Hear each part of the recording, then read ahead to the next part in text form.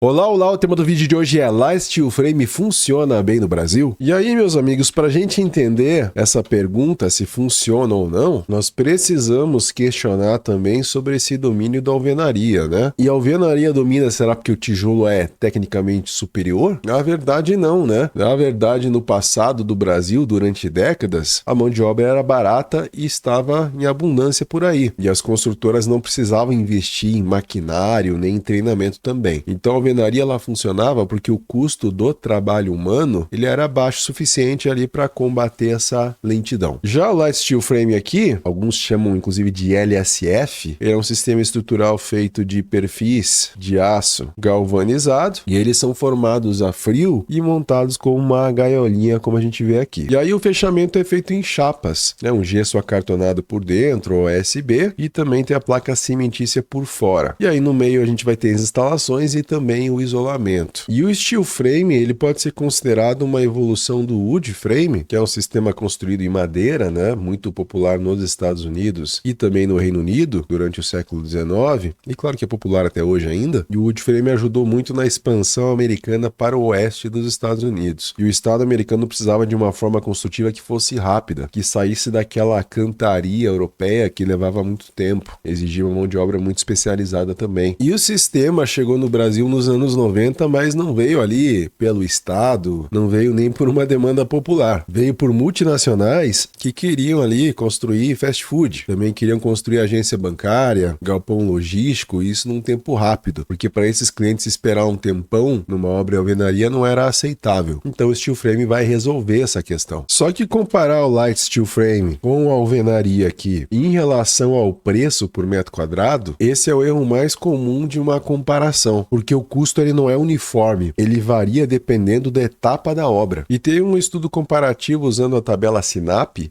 só para vocês saberem, né, SINAP é o Sistema Nacional de Pesquisas de Custos e Índices da Construção Civil, e aí é possível, né, analisar vários custos e índices da construção civil através dela. Aqui eu peguei só uma referência do Paraná, só para dar uma mostragem para vocês, mas essa análise fez uma comparação de light steel frame, alvenaria estrutural e habitação de interesse social. E aí a alvenaria estrutural foi calculada para uma área de 36,84 metros quadrados, já o steel frame para 34,02, enfim, áreas super parecidas, né? E na fundação o steel frame saiu mais barato, porque pensa comigo, o sistema é leve, então não tem aquelas toneladas de água, de cimento, de bloco que a alvenaria empilha ali sobre o solo, né? Então se tem um terreno com solo de baixa capacidade ali de suporte, isso vai reduzir o volume de concreto armado, vai reduzir a quantidade de aço também em vergalhões, vai reduzir também a profundidade de escavação. E aí a etapa de fundação do projeto de alvenaria estrutural é 18% maior que a do outro sistema. Então ficou R$ 180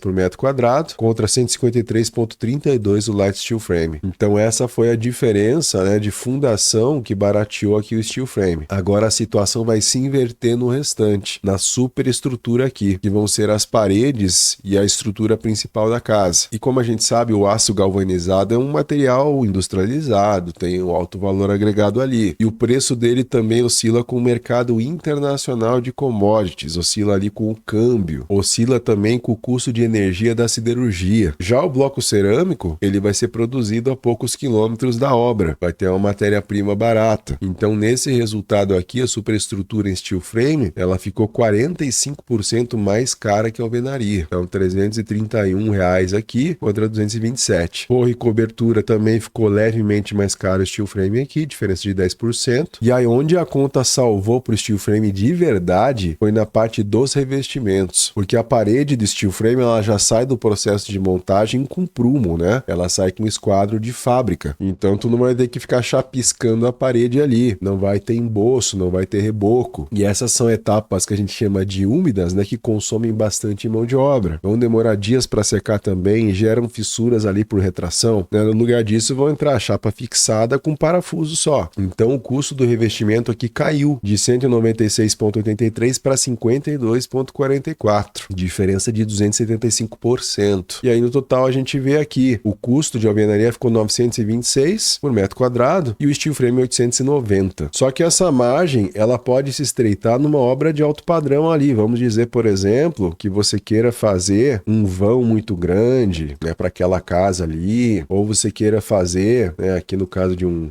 um vão, ou tu queira fazer também um balanço muito grande, né? Alguma coisa assim, tá fechado aqui, tem um balanção, ou tu quer fazer ali um pé direito duplo. Então tudo isso vai exigindo perfis mais espessos também. E aí, aço galvanizado é um produto caro. E aí, nesses casos, talvez usar steel frame não vai se justificar pelo custo do material, mas vai se justificar pelo tempo que você ganha no processo. Porque pensa comigo, né? Tempo, em muitos casos na construção civil, não é só um prazo ali. Tempo também é dinheiro. E aí, o que você pode ter nesse processo, né? Juros sobre o saldo devedor de um financiamento, por exemplo. Isso é um elemento importante que tem que ser pensado. Ou o aluguel pago pelo cliente enquanto a obra não termina. Isso é um segundo elemento importante também. Outro elemento bem importante é também o custo da administração do canteiro, né? Porque se você ficar com aquela administração por mais meses, tudo isso vai entrar na conta. E aí, quando você analisa o cronograma, esse mesmo estudo que eu estava apresentando para vocês antes, ele vai dizer que o steel frame pode ser até 57% mais rápido quando a gente compara com a alvenaria estrutural. E aí, uma residência entre 60 e 100 metros quadrados, ela pode ter estrutura, vedação, instalação e cobertura concluída ali entre 30 a 90 dias, dias úteis, né? E aí, claro que vai depender da logística e da experiência daquela equipe. E aí, as consequências financeiras dessa compressão de cronograma, obviamente que isso vai gerar um efeito imediato, né? Porque se a despesa fixa mensal do canteiro, com engenharia, com locação de equipamento, com caçamba, com segurança patrimonial, com água também, energia provisória que tu tem que botar na obra, e aí você está cortando isso pela metade ou até menos que a metade, aí começa a fazer muito sentido, né? E aí, para uma construtora que opera com financiamento bancário, a conclusão antes, ela já interrompe o pagamento dos juros sobre aquele saldo devedor e já aumenta a taxa interna de retorno ali do empreendimento também. E para o cliente final ganha mais simples, porque termina mais rápido, e aí ele para de pagar aluguel. Tem um outro ganho também em relação ao steel frame, que, né, a gente está falando aqui no fim das contas de uma construção a seco, né? Então isso significa que a gente pode ter diferentes equipes trabalhando aqui dentro, tudo ao mesmo tempo. E na alvenaria, por exemplo, a instalação elétrica e hidráulica exige ali parar a obra, passar a tubulação, recuperar tudo depois. Já no steel frame, as tubulações vão passando ali pelo interior oco da parede, enquanto a estrutura está sendo montada ainda. Então não tem quebra, não tem entulho, não tem retrabalho. E começa a ter uma mudança também no perfil da obra, né? Porque o steel frame não precisa de mais gente, ele precisa de uma gente ali diferente. Porque a alvenaria sempre foi, né, aquela alvenaria ali com o prumo torto você vai corrigir ali no reboco, o esquadro errado você vai disfarçar ali com uma camada extra de argamassa. E foi essa tolerância que permitiu, né, o setor absorver no século passado um monte de trabalhadores sem uma qualificação formal, né, que são os migrantes rurais, são os empregados, pessoas sem histórico também na construção. E a alvenaria grossa, ela perdoava esses erros que o sistema seco, ele simplesmente não aceita, né? Porque no steel frame os perfis de aços ali, eles são finos, são precisos. Os parafusos precisam ser colocados ali com distâncias e torques exatos, conforme o projeto estrutural. As juntas de dilatação também precisam respeitar os cálculos térmicos para que acomode a movimentação do metal ali com a temperatura também. E as membranas hidrófugas também, elas precisam ser aplicadas sem falha, né? Aquela camadinha que vai barrar a entrada da água líquida ali dentro. É o que a gente vê aqui, por exemplo, também, né? Porque uma intrusão de água ali no interior da parede não gera só uma mancha, ela abre um caminho para uma oxidação, para uma podridão do compensado estrutural e o comprometimento das chapas de gesso também. Então isso precisa, né, obviamente, de uma força de trabalho aqui, como a gente está vendo, é o pessoal que lê projeto executivo. Eles entendem os detalhamentos de interface também, sabe usar uma parafuseira dinamométrica como essa aqui, que não é algo muito complexo, né? Até eu tenho um desse em casa aqui, né? Mas é o pessoal que tem que saber usar ali também uma serra de corte a frio. Então essa mão de obra, ela existe, mas ela vai ser mais escassa. E talvez a escassez seja um dos maiores freios dessa expansão do sistema no Brasil. E o Senai, ele vem trabalhando para resolver isso. As unidades estaduais estão estruturando cursos técnicos em processos construtivos em light steel frame. Então tem uma imersão prática ali em montagem dos protótipos, leitura dos projetos. E o objetivo muito claro aqui, que é formar um montador de sistemas a seco para substituir nessa função aquele pedreiro da alvenaria úmida. Tem uma outra questão importante também que entra nessa conta, que as incorporadoras já estão precificando, que as equipes de steel frame, elas são menores. Geralmente vai ser metade a um terço ali do pessoal de uma obra de alvenaria alvenaria. E o tempo, então, de exposição dessas equipes para um risco de canteiro ali acaba sendo menor. A probabilidade de acidente cai. E aí uma equipe enxuta, que é especializada, que trabalha por um tempo curto, ela tende a operar com vínculos formais com a empresa também. Então isso reduz ali a atuação do Ministério de Trabalho para passivos trabalhistas. E que no caso, né, comparando com uma obra aí que tem muita informalidade, isso pode gerar indenização que, né, afeta a viabilidade do projeto. Só que tem uma questão que mais surpreende aí quem analisa o steel frame pela primeira vez, que é a questão dos impostos. Porque a escolha do sistema construtivo afeta ali o quanto você vai pagar de INSS para legalizar essa obra. Então existe um cálculo tradicional do INSS da obra, que é operado pela Receita Federal, e ele foi desenhado para obras em alvenaria, né? Então tu tá fazendo ali a casinha, tá aqui a casa, tal, terreninho aqui em volta. Então esse custo ele tá concentrado ali no trabalho aqui humano, né? Que é feito ali no canteiro, que tem muita informalidade, né? A nível histórico aí. Então a base de cálculo do INSS, ela tá pressupondo uma mão de obra aqui intensa. Só que o steel frame muda isso, né? Porque grande parte lá dos sistemas construtivos, né, os componentes ali com perfis metálicos, aquela coisa toda, com chapa cimentícia, gesso acartonado e tudo mais, lã de rocha também, né, os painéis USB, eles vão ser produzidos em outro lugar, né, numa fábrica. E aí quando esses itens eles vêm aqui pro canteiro, eles já chegam aqui fabricados. E aí eles já passaram por IPI e também ICMS, né? Então IPI, Imposto sobre Produtos Industrializados. ICMS é Imposto sobre Circulação de Mercadorias e Serviços. E aí se a Receita cobra o INSS sobre o valor total da obra, como se fosse uma mão de obra artesanal, você vai estar tributando duas vezes o mesmo processo aqui. Então isso seria o que a gente chama de bitributação. E aí tem um mecanismo que é o fator de ajuste, que ele vai ser aplicado aqui dentro do sistema SERO, que é o Serviço Eletrônico para Avaliação de Obras. Então tu abre aqui o Cadastro Nacional de Obras, vincula os funcionários ali no e-social, guarda as notas fiscais, né, dos materiais industrializados que você utilizou, e aí com essa documentação, esse fator de ajuste vai reduzir a base de cálculo do INSS, porque isso vai comprovar que parte do valor da obra não é mão de obra, é produto de fábrica. Então fica a dica aí para você que está pensando em construir light steel frame, só que é importantíssimo. Outra questão aqui, durante anos, os grandes bancos eles tratavam obras de steel frame como um risco desconhecido ali, pediam documentação extra, laudos especiais, cobravam mais caro também na análise de crédito, e a lógica era que a garantia real era um imóvel feito com tecnologia que o mercado secundário não conhecia. Só que isso mudou, né? Hoje a Caixa Econômica financia a obra light steel frame normalmente, mesma condição que a alvenaria, e basicamente é possível financiar aí até 80% do valor da obra, prazo aí de 30 a 35 anos também tem, utilizar o FGTS para amortização também é possível, mas se a gente olhar aqui, existe uma limitação importante que a norma impõe. Então a NBR 16970, ela limita o light steel frame a edificações com até 2 pavimentos, térreo mais um andar. E claro que obra com 3 ou mais pavimentos steel frame, elas são viáveis tecnicamente, mas aí já sai do escopo da norma padrão. E aí se você tem uma condição diferente, né, que vai ser considerado um sistema inovador, eles vão exigir uma DATEC, ou seja, um documento de avaliação técnica. E isso precisa ser emitido pelo SINAT, que é o Sistema Nacional de Avaliação Técnica de Produtos Inovadores e Sistemas Convencionais. Então, processo mais demorado, mais caro. Então, é algo que tem que levar em consideração, né? E importante dizer que antes do steel frame virar uma prática comum no Brasil, as obras eram guiadas muito por normas americanas, normas chilenas também, que eram adaptadas aqui de forma meio improvisada. E aí esse cenário mudou com a NBR 16970, que entrou em vigor realmente em 2022, aqui tá 2021, mas entrou em 2022. E tem normas complementares também que sustentam o sistema, como a NBR 14.762, que vai já definir parâmetros sobre cálculo estrutural de perfil de aço formado a frio. E aí vai ter limite ali de flambagem, né? Que é quando o perfil fino ele perde ali a rigidez quando tem uma carga compressiva em cima dele. Tem também a NBR 15253, que vai estabelecer requisito aí para camada de zinco que protege ali os perfis contra a corrosão. Então vai ter uma espessura mínima, métodos de ensaio em laboratório, padrão de qualidade que o fabricante precisa comprovar. E aí voltando para 16970, a gente vai ter 3 partes. Então a primeira fala mais sobre desempenho e durabilidade, a segunda parte trata do dimensionamento estrutural, daquela gaiola metálica, e a 3 já vai entrar ali numa equação com as interfaces mais críticas, por exemplo, pontos ali onde o sistema de aço vai se encontrar com outros sistemas, como por exemplo uma fundação de concreto, áreas molhadas, sistemas de cobertura também. E se você trabalha com construção, arquitetura incorporativa colaboração, tem um evento que eu quero te indicar aqui, e que inclusive a gente vai participar como Ugreen com 2 palestras. E esse evento é o Congresso de Sustentabilidade na Construção, que vai acontecer nos dias 28 e 29 de maio, lá no Expo Center em Balneário Camboriú. Nesse evento, minhas 2 sócias da Ugreen, Ana Júlia e a Sami, elas vão estar palestrando. A Sami vai mostrar como transformar atributos técnicos em argumentos comerciais para o mercado imobiliário, né? Porque sustentabilidade que não sabe se comunicar, infelizmente, não se vende, mesmo quando o projeto é bom. E a Ana Júlia vai mostrar como projetos sustentáveis reduzem custo e também aumentam o retorno, isso com dado, né? Com um projeto real. E o congresso reúne mais de 15 palestrantes do Brasil e também do exterior em 2 dias de programação. E o evento vai cobrir energia solar, certificações, madeira engenheirada, bioarquitetura também, novos materiais. Então vai passar desde a norma técnica até a negociação comercial, e o conteúdo é construído para quem precisa tomar decisão no mercado. O site para inscrição é ecoconstrução.com.br, ou você pode ir pelo link da descrição também. E aí você pode estar se perguntando agora sobre quais são os maiores riscos do steel frame. Será que é o fogo? Será que é o vento? Será que é o peso? Na verdade, o maior problema do steel frame é a água. Porque assim, ó, se você tem essas bolhonas na parede aqui, isso significa, né, uma umidade que subiu por capilaridade de uma fundação mal impermeabilizada, por exemplo, ou tem ali ranhuras na parede, entrou água ali por dentro pelo lado de fora também. Então a gente percebe um problema estético aqui claramente. Só que se a água entra numa parede de steel frame, o efeito vai acontecer de forma diferente. Porque o que vai acontecer, né? Vamos imaginar aqui uma chapa de gesso interna, aqui vamos imaginar uma estrutura e uma chapa externa também. O que vai acontecer se a água entra, né? A chapa interna aqui, ela começa a umedecer, né, e perder resistência, e aí o compensado estrutural começa a apodrecer os parafusos de fixação. Vou exagerar aqui, fazer um parafusão gigantesco só para você entender, né? Então tem um parafuso aqui que vai entrar pelo lado de fora, vai parafusar, e aí esse parafuso começa a enferrujar aqui e enferrujar aqui também. Então a parede começa a perder uma integridade estrutural aqui, nesses pontos, sem dar um sinal visível por fora. E é inclusive por isso ali que a NBR 16970 que eu estava comentando antes para você, né? A terceira parte dela, ela vai ter exigências de impermeabilização que vão bem além do que a alvenaria convencional exige. Então em áreas secas, por exemplo, salas, dormitórios, a norma exige uma impermeabilização na interface entre a base metálica e a fundação de concreto, né? A fundação de concreto vai estar aqui. Então vai ter uma impermeabilização aqui por baixo e ela vai ter que subir aqui pelo menos 5 centímetros. 5 centímetros da parede ali a partir do piso. Uma manta asfáltica colada ali, por exemplo. Já em áreas molháveis, isso vai ser maior. Essa membrana precisa subir 20 centímetros. Outro fator bem importante para quem trabalha com steel frame é a fundação. Você não pode ter um desnível maior, e aqui eu vou só fazer um chãozinho aqui para ficar mais fácil de entender. Você não pode ter um desvio maior do que 1,5 centímetro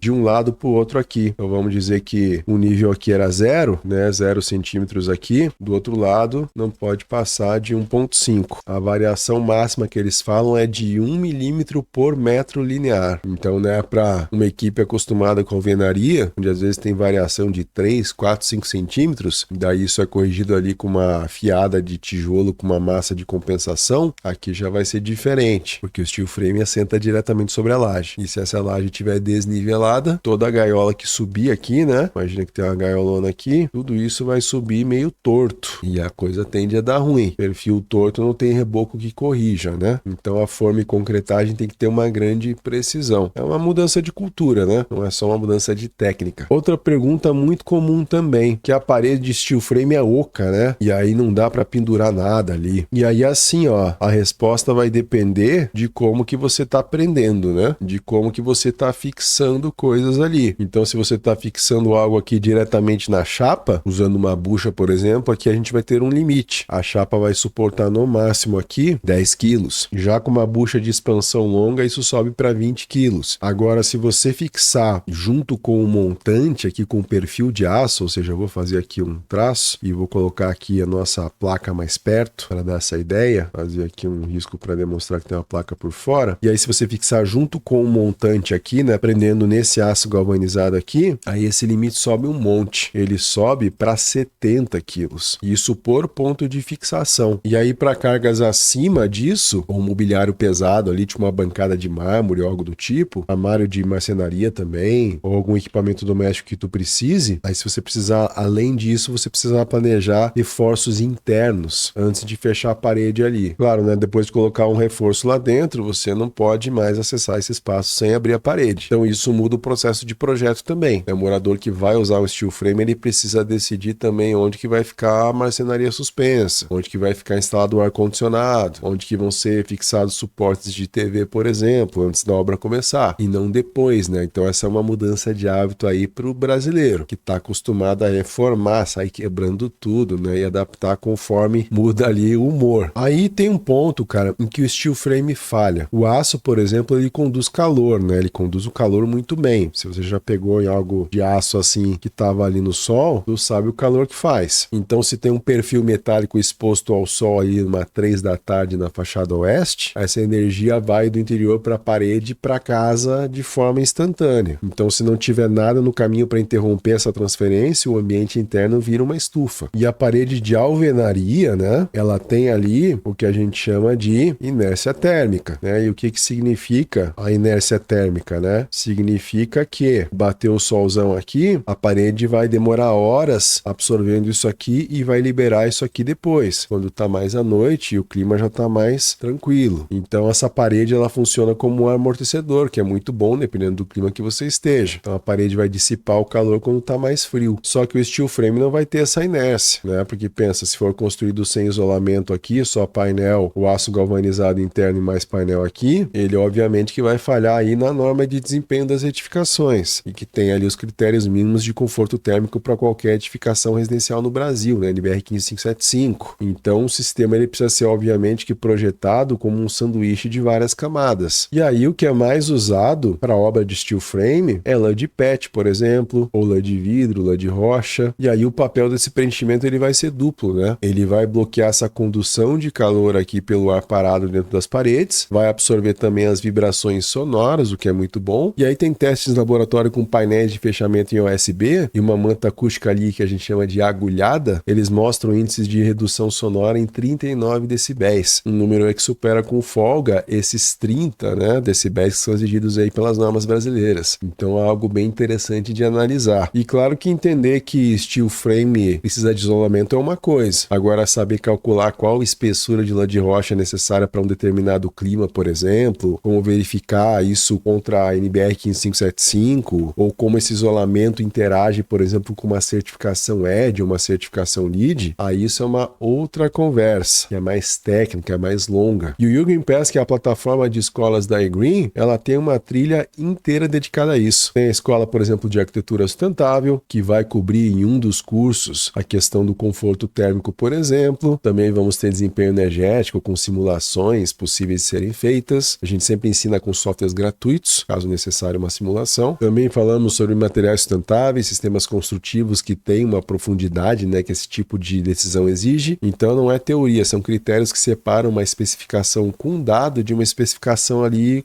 meio chutada. E o Green Pass é um valor super acessível. É R$ 49,00 mensais para fazer parte do Pass. Se tiver interesse, o link está na descrição. E aí, para a obra onde o objetivo não é só atender a norma de desempenho, mas também reduzir de forma bem consistente o consumo de energia ao longo da vida útil da edificação, o mercado vem adotando também o chamado AIFS, que é o Exterior Insulation Finishing System. E aí ele é indicado para fachadas de edifícios, residências, escritórios e indústrias que são sujeitas a grandes variações térmicas. Então o conceito aqui é simples, porque ao invés de isolar só por dentro, você fecha toda a fachada do lado de fora com placas de EPS, que é o que a gente vê nosso amigo fazendo aqui, por exemplo. Então o poliestireno expandido, né, aquele mesmo material do isopor, só que é numa versão densa ali, sem cor, né, sem falhas também. E essas placas são coladas sobre as chapas externas de USB com argamassa colante também e vão ser colocadas ali de forma horizontal, né, com juntas alternadas. A gente pode ver aqui que está quase, né, um padrão de alvenaria. E a ideia é evitar as fissuras ali, se manter um padrão ali ali retinho aqui, por exemplo, poderia fissurar. E daí aqui a gente consegue ver as camadas, né? Então tem um adesivo ali pro EPS,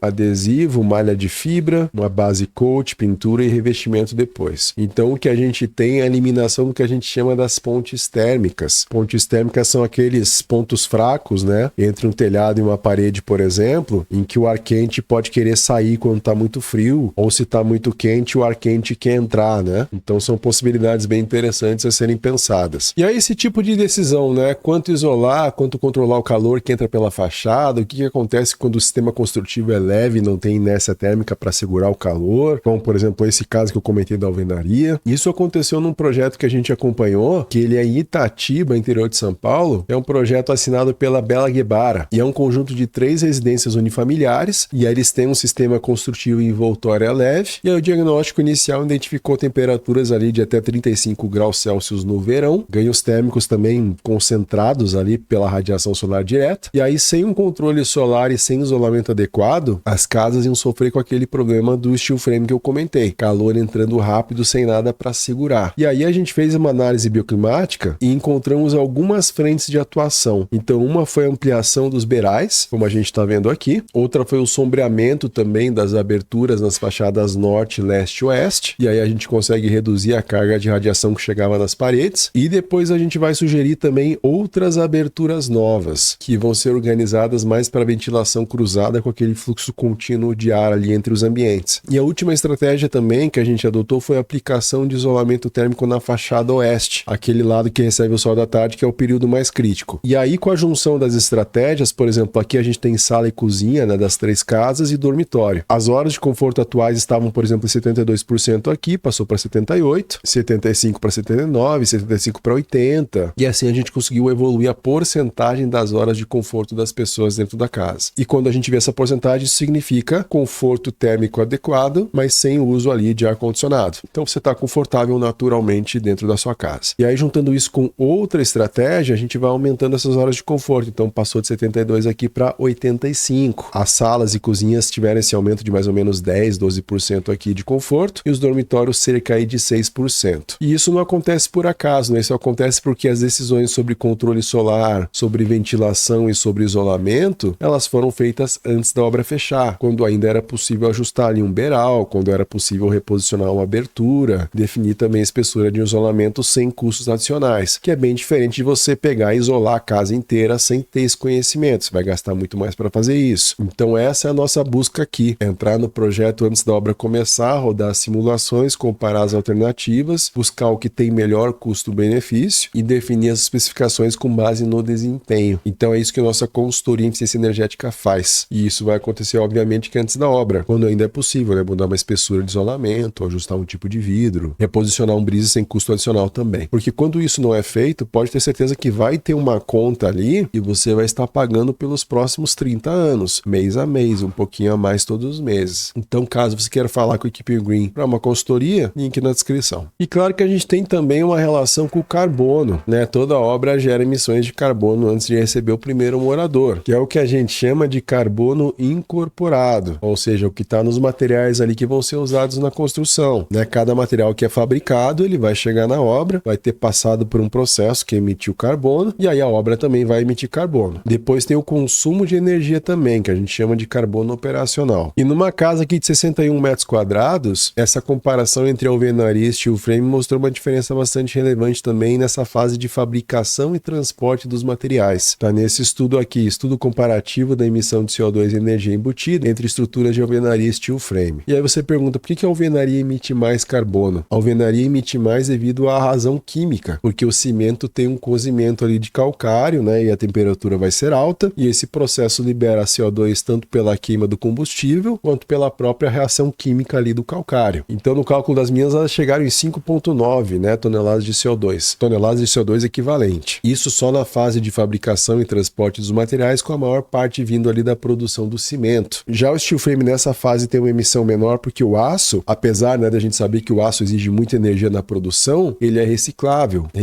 numa taxa alta. Então, quando ele vem de um processo, por exemplo, como o aço reciclado, aí as emissões de fabricação caem de forma bem drástica. E o volume total do material também usado numa estrutura de steel frame, ela é menor, né, do que numa alvenaria, né? Pensa, só tem a gaiola lá, então tem vários espaços ali. Só que essa análise muda quando a gente olha o ciclo de vida completo, porque se a casa steel frame, obviamente, ela não tiver um bom isolamento e demandar mais ar-condicionado ao longo das décadas, aí essas emissões elas podem anular aquela vantagem inicial. Então é por isso que isolar bem não é só uma questão de conforto, né? É uma questão de desempenho ambiental medido ao longo do tempo. Só que lembrando que o Brasil tem 12 zonas bioclimáticas diferentes. Então a melhor solução para o steel frame não é uma formulazinha pronta. Tem que analisar caso a caso, clima a clima. E aí eu tenho certeza que você vê nesse vídeo querendo ter a resposta definitiva. Steel frame vale mais a pena que alvenaria? Vale mais a pena, mas não é em qualquer cenário e não é por qualquer razão também. O steel frame vai valer, por exemplo, quando o prazo importa. Em grande parte dos projetos esse prazo importa. Também vale a pena quando a fundação pode ser executada com precisão, a precisão que o sistema exige. E também vale a pena quando o projeto inclui o isolamento certo desde o início. E também vale a pena, como a gente falou antes, quando a documentação tributária é feita de forma correta. Senão você pode ser bitributado. E vale a pena também quando o projeto, né, ele é decidido com antecedência. Onde vai a marcenaria, onde vai o ar-condicionado, onde vai o suporte da TV. Então perceba, o steel frame não é a solução mais simples, é a solução mais controlada. E eu espero ter passado para você com a maior honestidade do mundo aqui os prós e os contras desse sistema construtivo. E agora eu quero saber o que você pensa sobre isso. Você já pensou em construir steel frame? Já construiu? Vê outras vantagens, outros sistemas construtivos mais interessantes? Quer ver um outro tema de sistema construtivo aqui no canal? Também, se gostou do vídeo, deixa o joinha, não esquece de se inscrever no canal também e te aguardo no próximo vídeo. Um grande abraço.